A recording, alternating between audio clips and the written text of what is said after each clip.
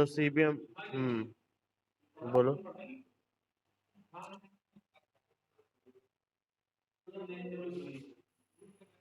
हाँ,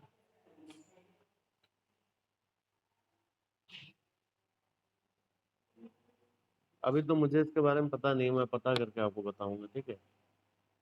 ये कौन सा मैसेज है? अच्छा अच्छा, मैं देखता हूँ क्या है वो। ठीक है, ग्रुप में देखूंगा अभी मैं।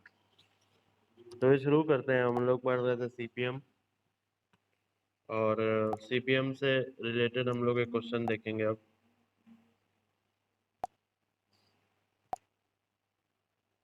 हम्म,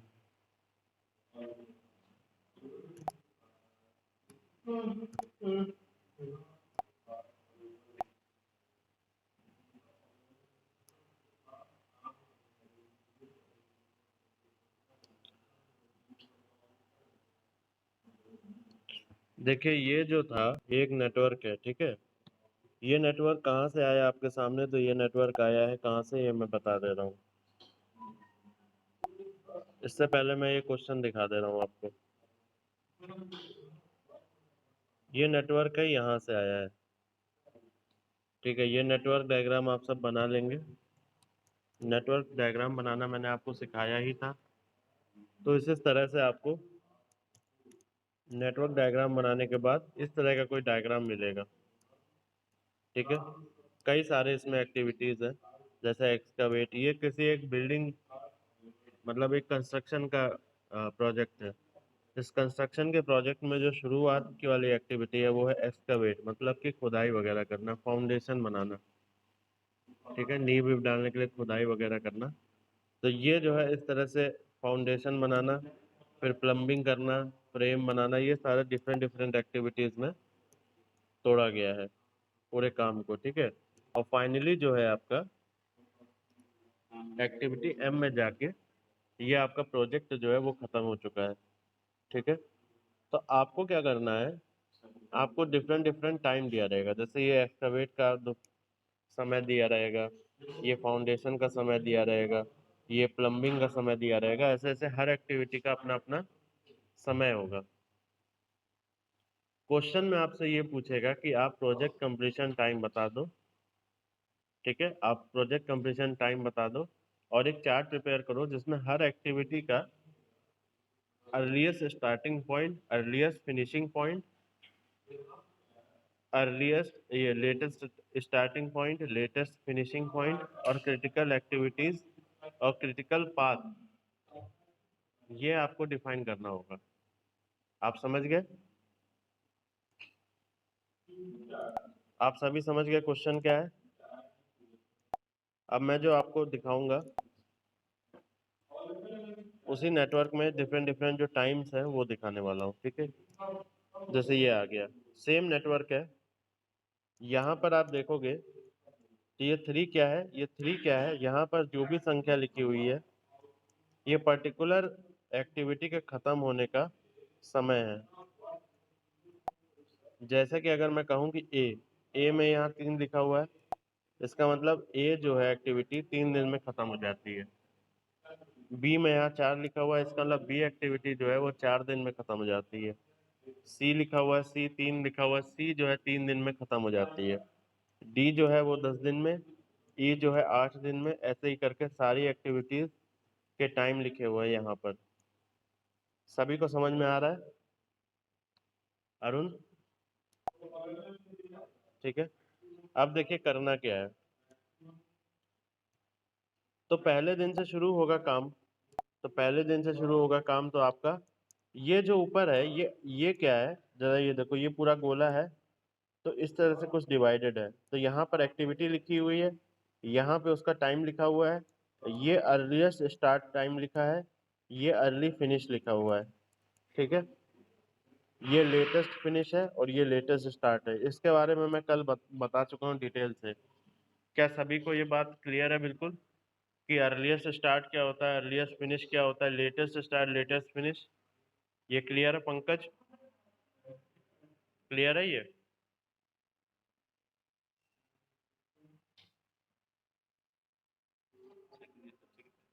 20। पंकज क्लियर है? ठीक है ओके। तो देखिए जो ए का अर्लीस्ट स्टार्ट टाइम होगा वो तो 0 होगा, ऑब्वियस सी बात है। 0 से घड़ी हमारी शुरू होगी और काम हमारा कहाँ से शुरू होगा? 0 से शुरू होगा, ऑब्वियस सी बात है। तो अर्लीस्ट फिनिशिंग टाइम बेटा क्या हो गया? अर्लीस्ट फिनिशिंग टाइम क्या हो गया? 3 हो गया। अर्लीस्ट फिनिशिंग टाइम क्या हो गया पहली एक्टिविटी का? वो हो गया 3। ठीक है। जो बी वाली एक्टिविटी है उसका अर्लीस्ट स्टार्टिंग टाइम क्या होगा? 3 होगा भाई, 3 होगा। ए को 3 दिन में लगे खत्म करने में, तो बी जो है तीसरे दिन शुरू होगा। अर्लीस्ट स्टार्टिंग टाइम क्या हो गया बी का? तो वो हो गया 3। फिर बी को 4 दिन लगते हैं, तो 3 + 4 7 दिन हो गया। इसका मतलब ई एफ टी क्या हो गया? अर्ली फिनिश टाइम क्या हो गया? 7 हो गया। ठीक है, फॉलो कर पा रहे हो? ठीक है। अब इसी तरह देखो, ये सी एक्टिविटी है बेटा, ये जो सी एक्टिविटी है और ये डी एक्टिविटी है। सी एक्टिविटी और डी एक्टिविटी डिपेंड कर रही है बी एक्टिविटी पर। मतलब कि जब तक बी एक्टिविटी फिनिश ना हो जाए तब तक सी और डी शुरू नहीं होगा। ठीक है, यानी कि बी एक्टिविटी के खत्म होने के बाद ही मेरा सी और डी शुरू होगा। ठीक है, तो बी एक्टिविटी कितने दिन बाद खत्म हो रही है? तो 7 दिन बाद खत्म हो रही है। देखिए, जो बी एक्टिविटी का खत्म होने का समय है वो है 7 दिन। तो यहाँ पे सी और डी का जो अर्लीस्ट स्टार्टिंग टाइम हो जाएगा तो वो क्या हो जाएगा? वो हो जाएगा 7। ठीक है, बिल्कुल क्लियर है। अब यहाँ पे अर्लीस्ट फिनिशिंग टाइम सी का क्या हो जाएगा? तो सी एक्टिविटी को लगते हैं 3 दिन, तो यहाँ 10 दिन हो जाएगा। यहाँ पे क्या हो जाएगा? 17 हो जाएगा, क्योंकि डी एक्टिविटी को लगते हैं 10 दिन। ठीक है, उसके बाद देखिए यहाँ पे एच एक्टिविटी है। अब यहाँ पर देखिए एच एक्टिविटी है, यहाँ पर देखिए ये जो है एच है, ये एच है। एच जो है 4 एक्टिविटीज के कंप्लीशन पे डिपेंड कर रहा है। पहला एक्टिविटी हुआ सी, सी का कंप्लीट होना जरूरी है एच के शुरू होने के लिए। ई का कंप्लीट होना जरूरी है, एफ का कंप्लीट होना जरूरी है, जी का कंप्लीट होना जरूरी है। इसका मतलब सी, ई, एफ और जी, ये 4 एक्टिविटीज जो है, ये 4 एक्टिविटीज जो है, जब ये चारों एक्टिविटीज कंप्लीट हो जाएंगे तो मेरा एच एक्टिविटी शुरू होगा। ठीक है, अब देखिए इसी तरह यहाँ पर ई वाला एक्टिविटी, इसका जो अर्लीस्ट स्टार्टिंग टाइम होगा वो तो इसके अर्लीस्ट फिनिशिंग टाइम के बाद होगा। मतलब डी देखोगे तो 17 दिन बाद खत्म हो गया डी। तो ई कब स्टार्ट होगा? 17वें दिन। कब तक चलेगा? तो 8 दिन लगते हैं ई को खत्म करने में। तो 8 + 17 25 हो गया, यानी कि 25 दिन में आपका ई खत्म हो जाएगा। ठीक है, इसी तरह एफ को देखो, ये भी 17वें दिन शुरू होगा। देखो ये सारी एक्टिविटीज जो होंगी 17वें दिन शुरू होंगी, क्योंकि डी जो है 17वें दिन खत्म हो जाता है। तो ये चारों एक्टिविटीज क्या होंगी? 17वें दिन शुरू होगी, इसीलिए इनका अर्ली स्टार्टिंग टाइम क्या हो जाएगा? 17 हो जाएगा। ठीक है, सभी का देखो यहाँ पे अर्ली स्टार्टिंग टाइम क्या हो जाएगा? 17 हो जाएगा। ठीक है, इसी तरह यहाँ जी एक्टिविटी का कब खत्म होगा? 23 दिन बाद। जी एक्टिविटी कब खत्म होगा? 17वें दिन शुरू होगा। जी एक्टिविटी को 6 दिन लगते हैं खत्म होने में, तो 17 + 6 23 दिन। तो 23 दिन बाद जी एक्टिविटी कंप्लीट हो जाएगा। अब मुझे ये बताओ, अब आप सब मुझे ये बताइए, जो एच वाली एक्टिविटी है, जो एच वाली एक्टिविटी है उसके लिए अर्लीस्ट स्टार्टिंग टाइम क्या हो जाएगा? किस एक्टिविटी के खत्म होने पर हम ये इंश्योर कर सकते हैं कि एच एक्टिविटी शुरू होगी? अरुण बताओ। वेरी गुड, ई। क्योंकि ई जो है वो मैक्सिमम टाइम ले रहा है और हमें ये इंश्योर करके चलना है कि सारी एक्टिविटीज खत्म हो जाए एच के शुरू होने से पहले। ये चारों एक्टिविटीज जो आपको नजर आ रही है, सी, ई, एफ और जी, ये चारों एक्टिविटीज खत्म हो जाए। तो जब ये चारों एक्टिविटीज खत्म हो जाए तो इनमें सबसे देर कौन कर रहा है? तो ई सबसे लेट कर रहा है एक्टिविटी खत्म करने में। तो ई जब लेट कर रहा है तो इसका मतलब क्या है? ई के लिए वेट करना पड़ेगा एच को। तो यहाँ पर देखो, तो ई से स्टार्ट क्या हो जाएगा? 25। एच एक्टिविटी जो है 8 दिन ले रहा है तो इसमें 8 ऐड कर देंगे। इसका मतलब इसके लिए अर्लीस्ट फिनिशिंग टाइम क्या हो जाएगा, तो 33 हो जाएगा। ठीक है, इसको ऐसे डायरेक्ट भी समझा जा सकता है फॉरवर्ड पास से। फॉरवर्ड पास में क्या होता है, जब भी हम जब भी हम अर्लीस्ट स्टार्टिंग या अर्लीस्ट फिनिशिंग निकालते हैं तो हम लोग फॉरवर्ड पास मेथड लगाते हैं। फॉरवर्ड पास, अब इसमें क्या होता है, ये देखना होता है, मान लो कि कोई एक्टिविटी है, जैसे मान लो ये एक्टिविटी है, इसमें एक ही एरो अंदर जा रहा है, एक ही एरो अंदर जा रहा है। ठीक है, इसमें एक ही एरो अंदर जा रहा है, तो यहाँ पर जो ई एस होगा वो तो पीछे वाले का ई एफ ही होगा। सिंपल सी बात है। जैसे यहाँ का जो फिनिश टाइम था अर्लीस्ट, यही जो है तुम्हारा अर्लीस्ट स्टार्टिंग टाइम जो होगा बी का होगा इस वाली एक्टिविटी का, जिसमें एक ही एरो आ रहा है। लेकिन जिसमें मल्टीपल एरो जा रहा है, फॉरवर्ड पास को समझो, फॉरवर्ड पास को समझो, जिसमें मल्टीपल एरो जा रहा है, जैसे ये वाला एक्टिविटी हुआ, इसमें देखो अंदर की तरफ कितने एरो जा रहे हैं, तो देखोगे 1 2 3 4, तो अंदर की तरफ इसमें 4 एरो जा रहे हैं। तो इसका अर्लीस्ट स्टार्टिंग पॉइंट क्या होगा, जो इनमें से मैक्सिमम होगा वही अर्लीस्ट स्टार्टिंग पॉइंट होगा इस वाले एक्टिविटी का। क्या समझ में आया अरुण? बिल्कुल क्लियर है पंकज, अरुण, आप दोनों को, और शिवम?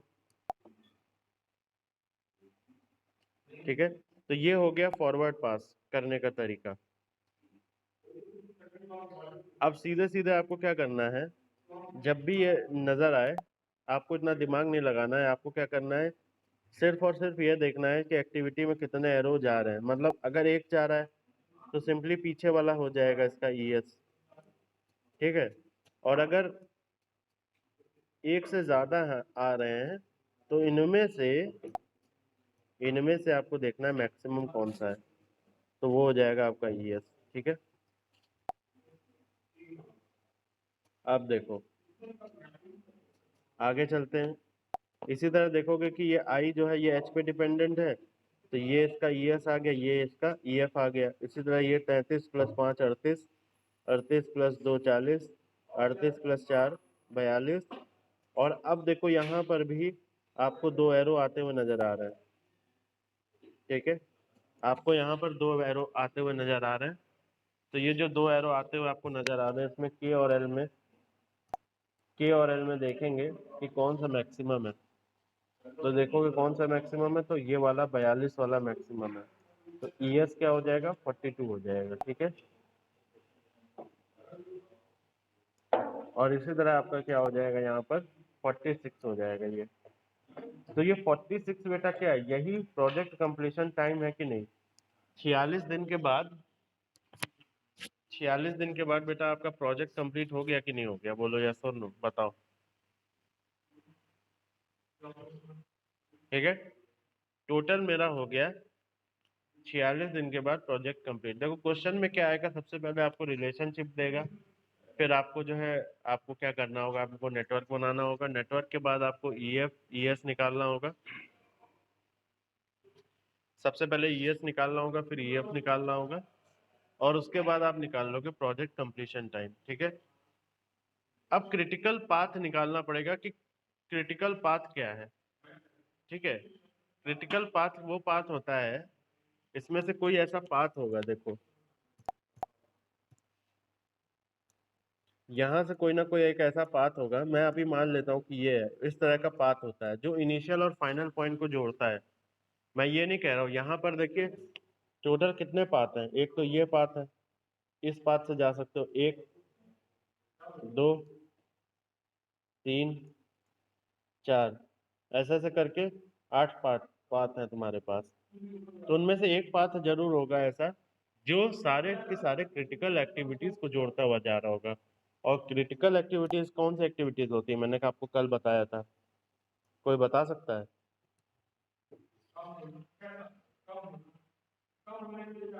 क्रिटिकल एक्टिविटीज कौन सी एक्टिविटीज होती हैं?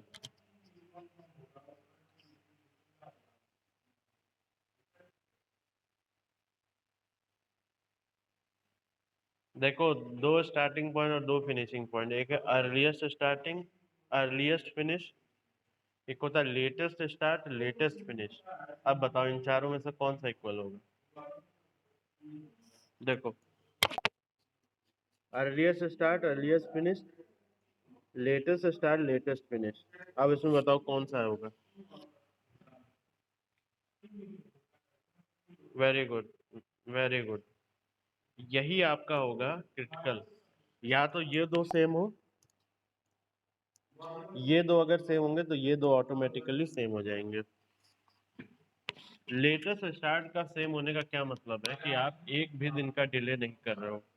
अगर आप एक दिन का भी डिले कर रहे हो तो आपका प्रोजेक्ट जो है वो एक दिन से बढ़ जाएगा आगे, तो आपका प्रोजेक्ट का टाइम ही चेंज हो जाएगा, इंक्रीज हो जाएगा। ठीक है, तो ये सारी एक्टिविटीज जिसमें आपका एलएस और ईएस जो है बराबर होगा, वो होगा आपका क्रिटिकल एक्टिविटीज। तो क्रिटिकल पाथ क्या होगा? क्रिटिकल पाथ वो पाथ है, उन एक्टिविटीज को जोड़ता हुआ पाथ है जो सारे एक्टिविटीज क्या होंगे? क्रिटिकल होंगे। ठीक है, और ये जरूरी क्यों है? कोई बता सकता है मुझे? आप बता सकते हो कि क्रिटिकल पाथ क्यों बनाया जा रहा है? इसका इम्पोर्टेंस क्या है?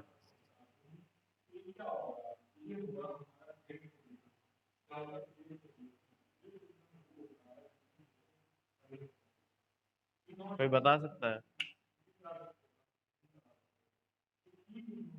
अच्छा ये बताओ, क्रिटिकल पाथ में आप मतलब कि अर्लीस्ट स्टार्ट टाइम और लेटेस्ट स्टार्ट टाइम का सेम होने का क्या मतलब है? आप डिले नहीं कर सकते, आप डिले नहीं कर सकते, ये मतलब है।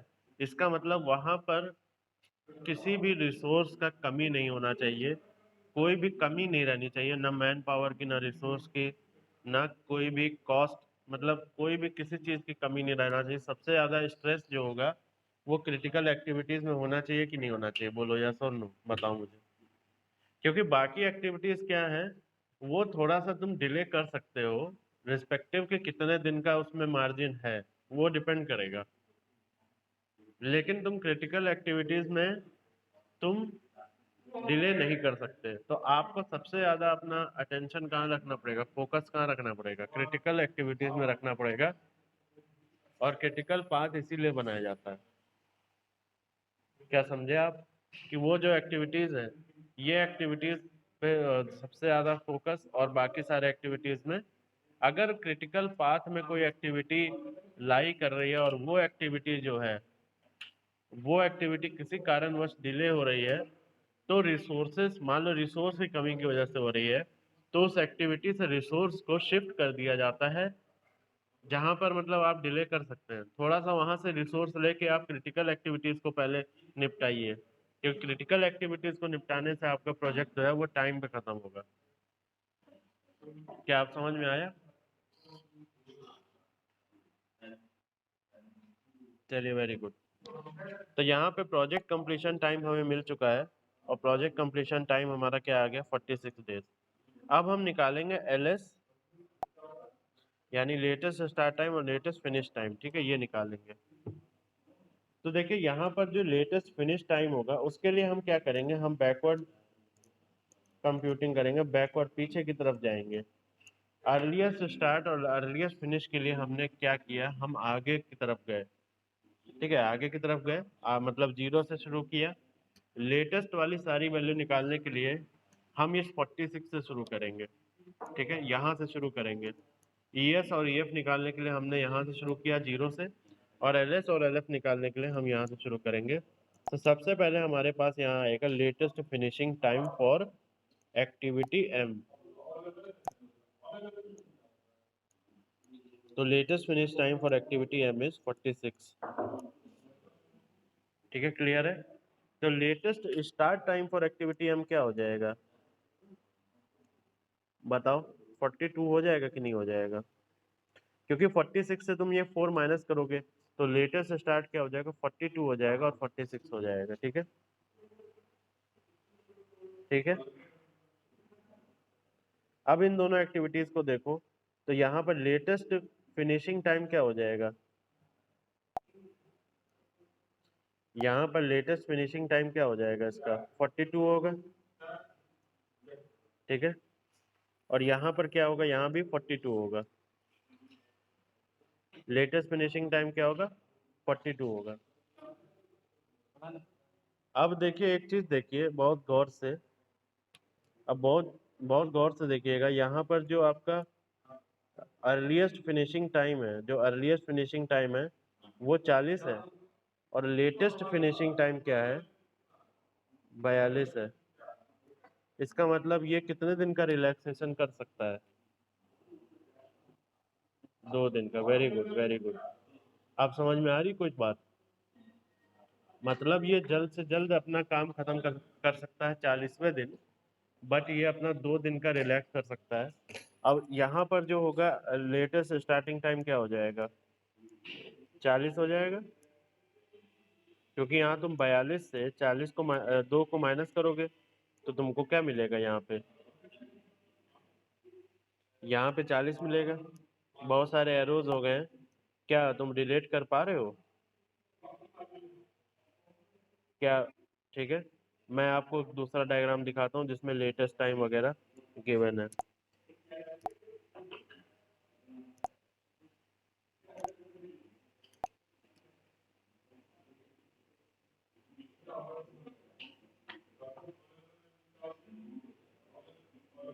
देखो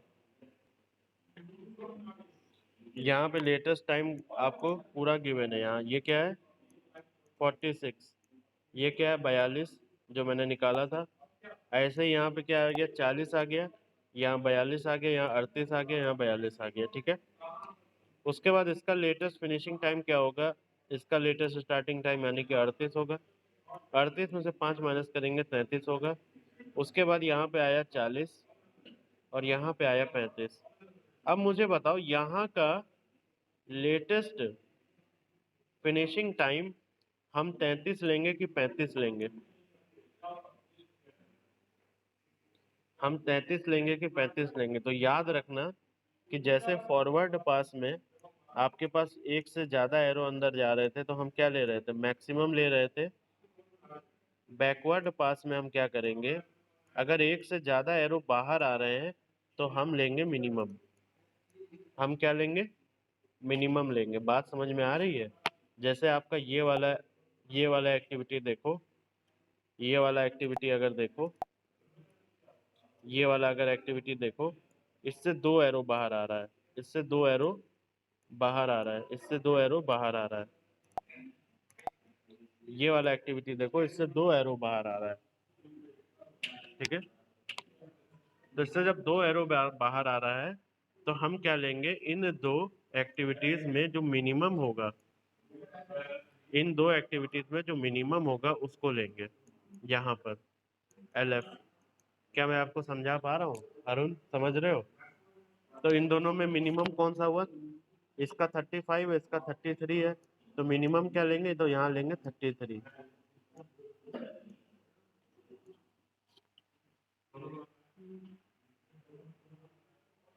क्या मैं समझा पाया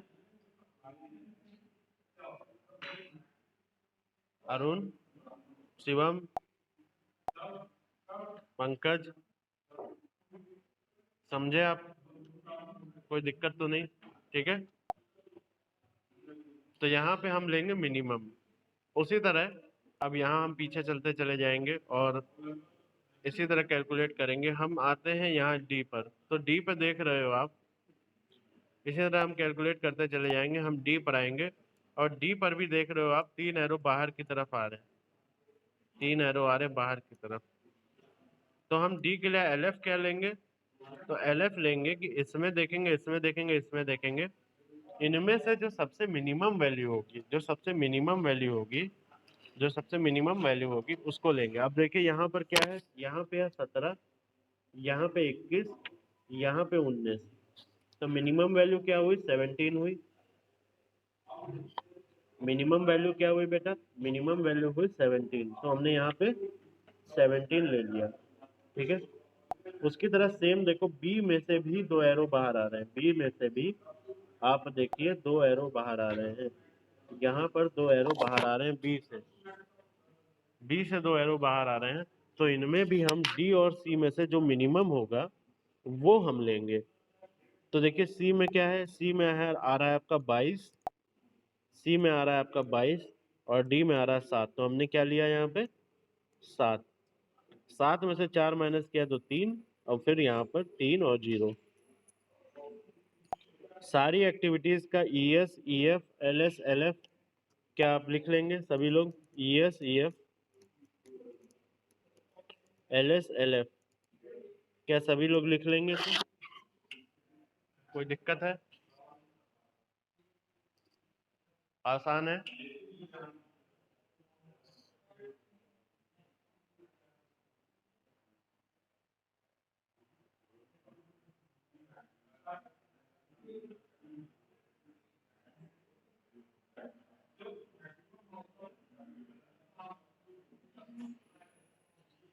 क्या आसान है सब चीज?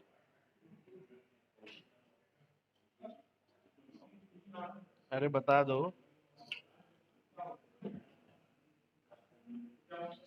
इसमें ध्यान बस एक चीज देना है, देखो जब ई एफ और ई एस निकाल रहे हो, फिर से मैं बता रहा हूँ, एक से ज्यादा एक्टिविटीज अंदर जाती हुई देखोगे। जब ई एस और ई एफ निकाल रहे हो, ठीक है, जब ई एस और ई एफ निकाल रहे हो, फॉरवर्ड पास कर रहे हो, तो एक से ज्यादा एक्टिविटीज देखोगे अंदर जाती हुई। और जिस भी एक्टिविटी में मैक्सिमम वैल्यू नजर आ जाए, जिस भी एक्टिविटी में मैक्सिमम वैल्यू नजर आ जाए, उसको हमें क्या रखना है बेटा, उसको हमें लेना है, ठीक है। और एल एफ एल एस जब निकाल रहे हो, एल एफ एल एस में क्या करना है, बैकवर्ड पास हो रहा है तो देखोगे एरो निकलता हुआ बाहर की तरफ, ठीक है, एरो निकलता हुआ बाहर की तरफ। अगर एक से ज्यादा है तो इसमें मिनिमम हमें क्या करना है, मिनिमम को लेना होता है, हमें क्या करना होता है, इसमें मिनिमम को लेना होता है, ठीक है। अब इसमें बताओ क्रिटिकल पाथ कौन सा होगा, अब मुझे बताइए क्रिटिकल पाथ कौन सा है, मुझे बताइए क्रिटिकल पाथ कौन सा है। आपके सामने E F E S L F सब आ गया, क्रिटिकल पाथ कौन सा है इसमें?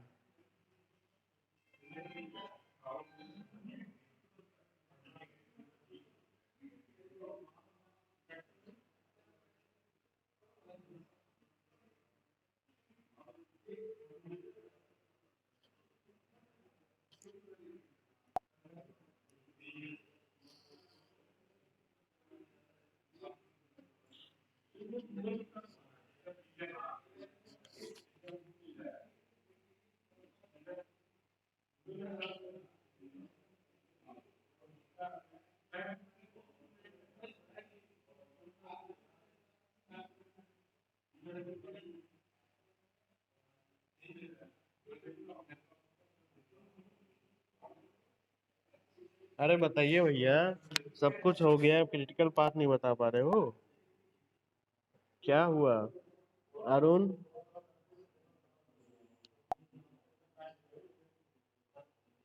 भाई क्रिटिकल पाथ कौन सा होगा जिसमें आपका ई एस बराबर है ये एल एस हो, सिंपल सी बात है। तो ये जीरो है, ये जीरो है, ये जीरो है, ये जीरो है, ठीक है।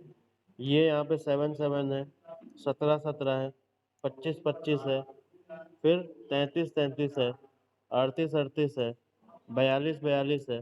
तो क्रिटिकल पाथ आपका क्या हो गया, क्रिटिकल पाथ आपका क्या हो गया?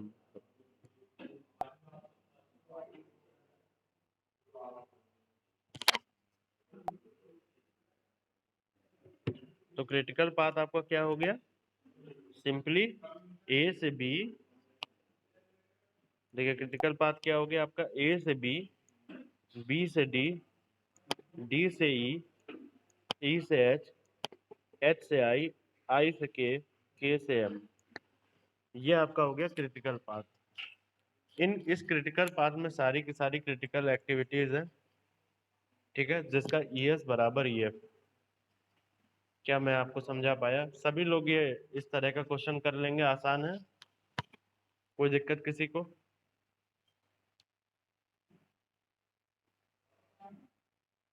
ठीक है, चलिए फिर हम लोग कल एक और क्वेश्चन करेंगे।